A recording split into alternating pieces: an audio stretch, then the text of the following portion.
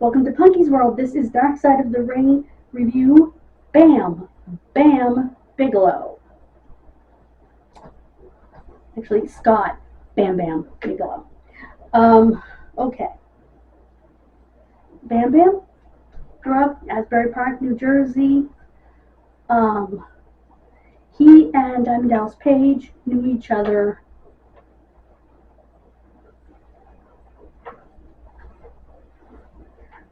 back before either one of them made it big in wrestling. Bam made it big, and soon after, Page got re-involved in the business because he had been briefly involved in the late 70s, I guess. And they had gotten back together.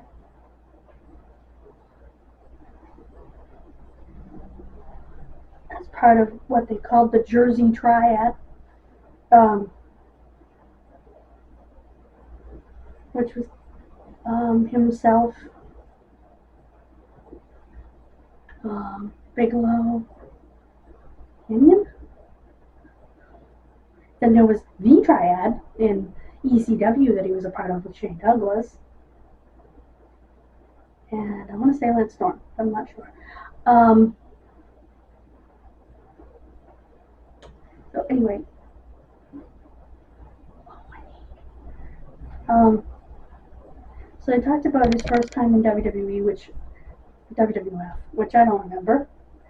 I don't remember him teaming up with Hogan, but they showed footage of it. Let's see. Alright. He was married, he had 3 children. He had 2 boys, and his wife got pregnant again, and it was a daughter. And he was just like, I'll stay home and raise the kids, you know. He wanted that daughter so much. The drugs really took over. He had an endocrinologist that was treating his diabetes and was just giving him bottles of painkillers like you would not believe. And you know, it's doctors like that that made it difficult for people who legitimately need pain medication and who cannot get it.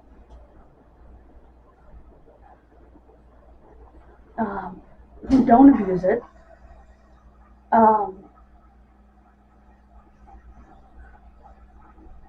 They made it near impossible. I was literally in bed last night screaming in pain. And every time I moved my leg. And don't have access to pain medication because of the clamp down, because of doctors like that.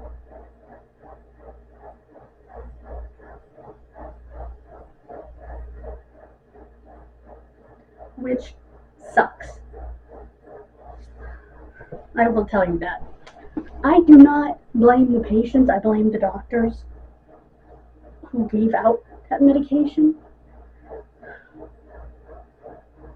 My doctor was not a pill pusher. I was given a prescription for pain medication, which I may have used once a month and may have gone back for once a year. So he knew I wasn't abusing it, but they clamped down so much I can no longer get my medication. It was for my hip. Right now I can tell you that from the waist down,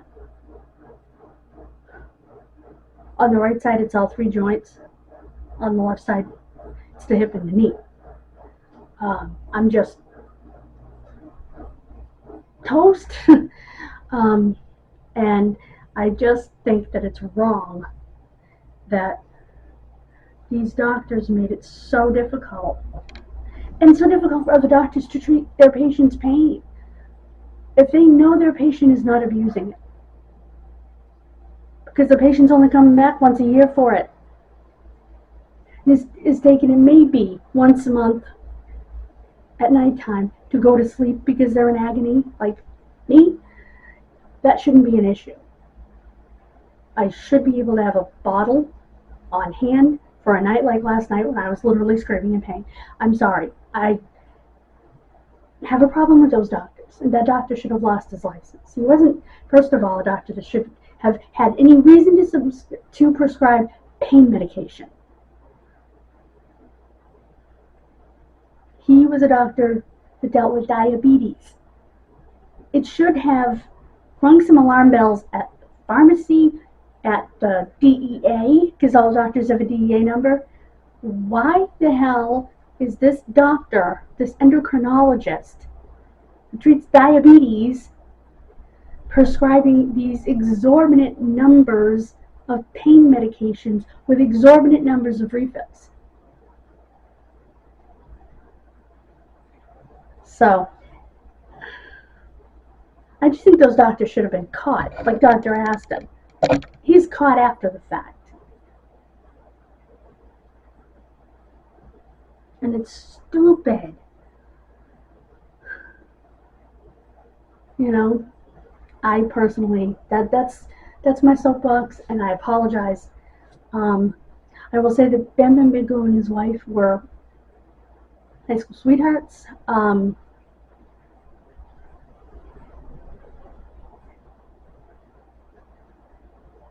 They did split up, they did divorce because he took his daughter for a ride and was falling asleep at the wheel because he was on so many pills. And she said, no, you put my kid in danger, I'm done.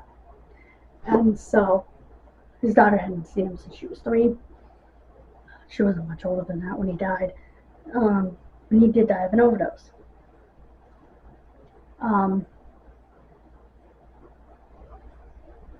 So, that is unfortunate. You know, they talked about when he came back to WWE and WWF.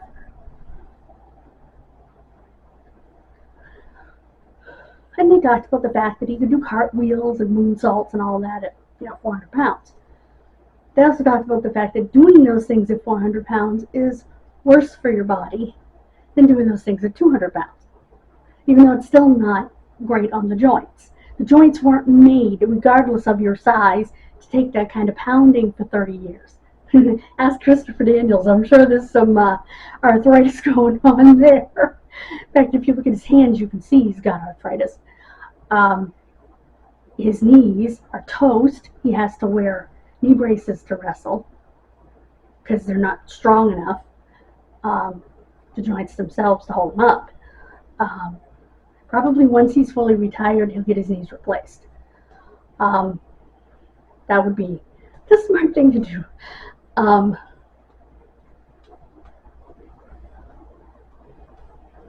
So, I don't know about his hips, don't know about, shoulders or elbows. I know his neck is toast. But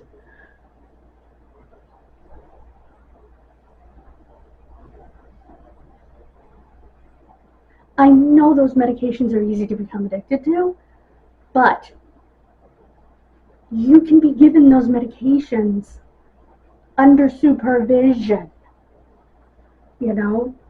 Like, do you know how many bottles I had that ended up going to the bin at the police department because I had them from different surgeries when I was going through all my surgery on my arm?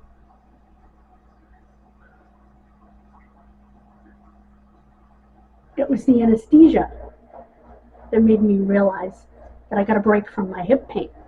And I told him that. I said, I just look forward to the anesthesia. It gives me a break from my hip pain for a while. And I didn't make the connection with the Vicodin, which, for those who don't know, Vicodin, Percocet, Percodan, they're all forms of hydrocodone mixed with Tylenol.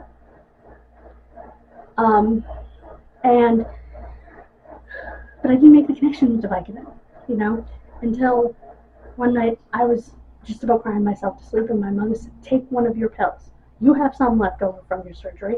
And this wasn't long after the surgery, I was still recovering. And I said, I can't do that. That's not what it was prescribed for. She said, I have an appointment with the family doctor tomorrow. I'll tell him I told you to take it. And he said, yeah, I'm so upset I'm writing her a prescription for her hip. Because he understood.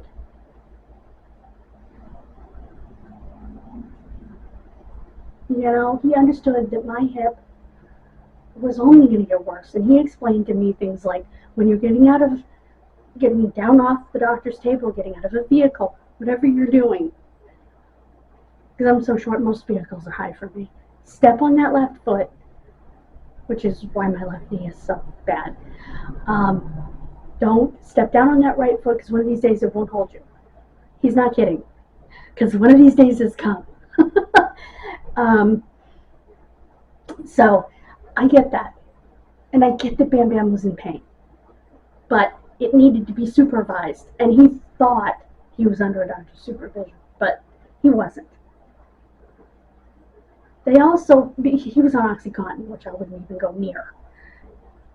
They also thought that OxyContin was non-addictive. The drug companies lied.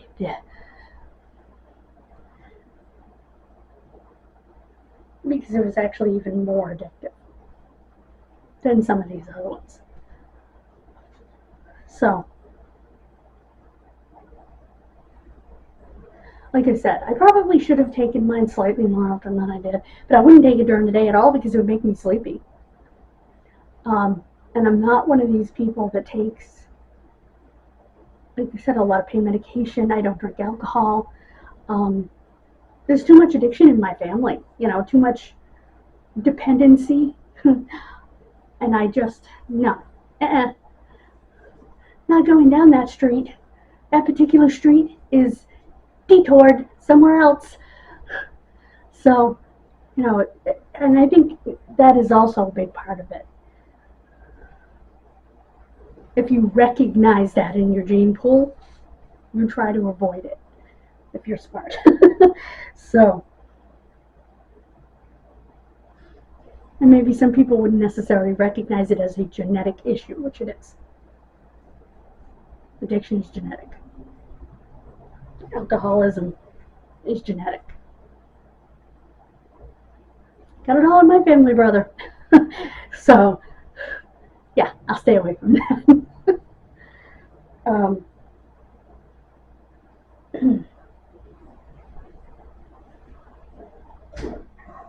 So,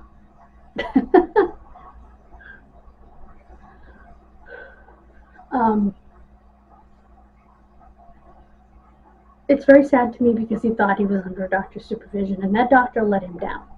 That doctor should be in jail. And any doctor that was prescribing 300 OxyContins at one time with tons of refills should be in jail because that's ridiculous. He would give him prescriptions with a zillion refills for 300 pills at a time in bottles everybody was saying was bigger than they'd ever seen in their life. And the pharmacy didn't say, whoa, that's a lot of medicine. The DEA didn't say, yay, that's a lot of, I don't understand how he got away with giving him that much medicine. Or an autograph, or tickets to shows. That's what he would do. He would trade. Like I said, that doctor needs to be in prison for a very, very long time and lose his medical license forever. And not be able to get another one anywhere in the country. And any doctor that does that, which they wouldn't get away with today because the DEA is clamping down, which is why people are in pain. As far as I'm concerned, if you have, I had a friend that had juvenile rheumatoid arthritis. There weren't a lot of treatments when she was diagnosed, and she had a lot of surgery, and she had a lot of pain medication. and became dependent on it. Well, you know what? This girl was never going to go a day without pain, ever in her life. So what if she was addicted to it? There was never going to be a day and the disease killed her. There was never going to be a day in her life that wasn't filled with pain and agony. And someone like that, let them get addicted. Because you know what? They're never going to get off of it anyway. So it doesn't make a difference if you're dependent. And even my mother said that. What difference does it make? That poor little girl hasn't known a day without pain since she was 6 or 7 years old. And she's right. Until the day she died. And not even 50 years old. So, sister has the same disease. Won't take the pills. She takes a lot of, she takes immune modulating drugs. She gets different, what do you call it? Experimental treatments, things that were not available to her baby sister.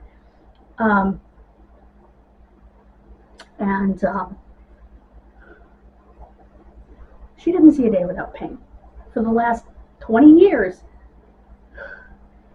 And I think that if you're in that situation, then it shouldn't be an issue. And it really is an issue. And it's like, are you kidding me? Like I said, I know it's a soapbox, but it does have to do with the show. You just want to rip that doctor's head off if you're someone. Ugh. Anyway. Choose my opinion. Seriously. So let me know what you think. I will say this in closing. Bam Bam was probably the most incredible big man athlete you'll ever see.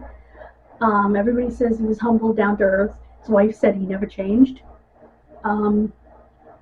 She loved him even after she divorced him, but she just couldn't risk him cracking up a car with her kid in it, you know.